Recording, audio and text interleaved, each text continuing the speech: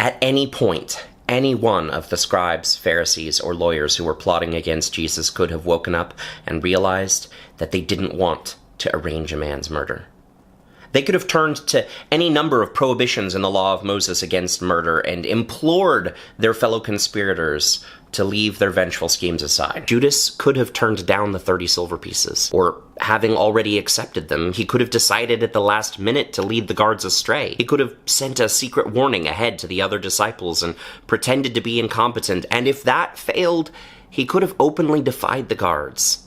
He could have risked his own life to protect his rabbi. Those guards could have refused the order to make the arrest. The slave of Caiaphas, after having had his ear cut off by Peter and then healed by Jesus, could have urged his fellow guards to turn against their cruel master and instead serve the carpenter from Nazareth. The other disciples could have publicly owned their allegiance to Jesus and non-violently resisted his arrest. They could have linked arms around him and refused to be moved. They could have offered themselves in his place. They could have made so much noise they woke the whole city and made a show trial impossible. They could have made themselves so much trouble for the priests and centurions that they would have had to execute the whole group if they wanted to execute Jesus. Well, before the Sanhedrin, any one of those priests watching that show trial could have spoken up and condemned the assembly for making a mockery of the Torah. Any of those false witnesses could have chosen to recant their testimony, to turn whistleblower and admit that they were bribed to lie. Any member of the council could have refused to support the conviction, or even just argued for a more lenient sentence. Pontius Pilate could have listened to the wisdom of his wife. He could have refused to hear the case outright, or having heard the case, he could have stuck to his conviction that Jesus was innocent and refused to condemn him to crucifixion. The crowd could have chanted Hosanna instead of crucify. They could have chosen to save Jesus instead of Barabbas when Pilate made them that offer. Or better, they could have rejected the dehumanizing choice that Pilate offered them and stormed the palace, demanding the release of all the prisoners instead. One of the centurions, while flogging or tormenting Jesus, could have had their conscience stirred enough to refuse to cooperate. They could have objected to the torture, pleaded with their fellow soldiers to show compassion, and refused to carry out an order of execution.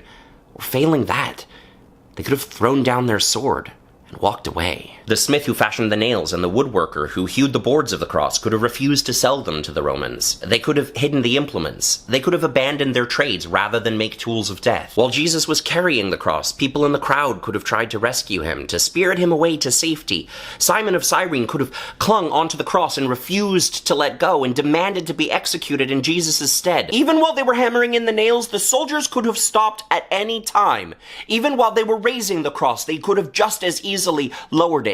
Even after Jesus had been on the cross for hours, they could have taken him down at any time and bandaged his wounds, given him food and water, and apologized. When he cried, my God, why have you forsaken me?" They could have decided then that they wouldn't forsake a fellow human being in this way. They could have stopped short of murder. It wasn't inevitable. Violence is never inevitable.